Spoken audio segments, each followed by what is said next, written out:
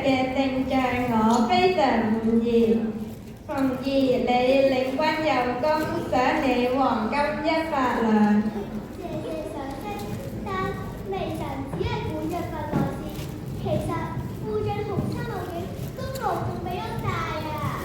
馮大將軍實在太謙虛啦，每次都唔會同人爭功。係咯，呢種精神真係令人敬佩啊！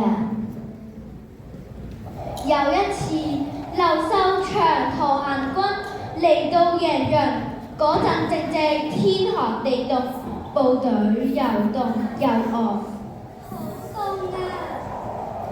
好肚餓啊！我都就嚟暈低啦！我行唔到啊！我唔想死喺度啊！救命啊！我哋就快死啦！揾人嚟救下我哋啊！咁嘅天氣，我真係驚啲士兵捱唔住啊！劉秀佢哋啱啱食完薑粥，飢寒頓消，精神振奮。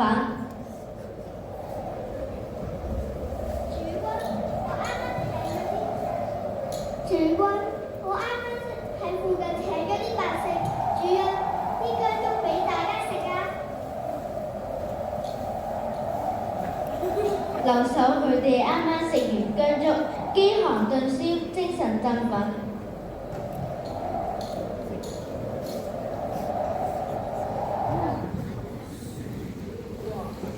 又有一次，劉秀大軍時啱啱遇到大雨，大家都淋到好似落湯雞咁。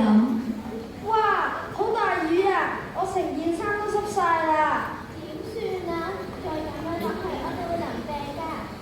唉，咁我哋就冇力打仗啦。休息咗陣，馮異就攞住啲乾柴俾大家取暖。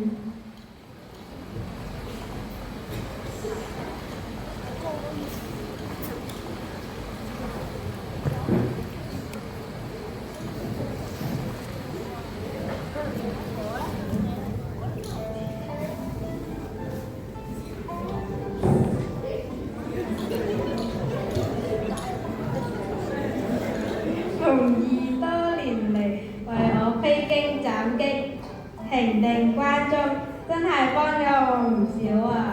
我要封佢為咸陽王。謝主隆恩。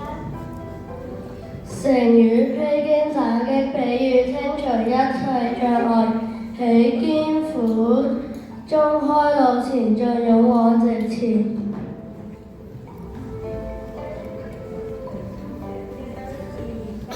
多謝。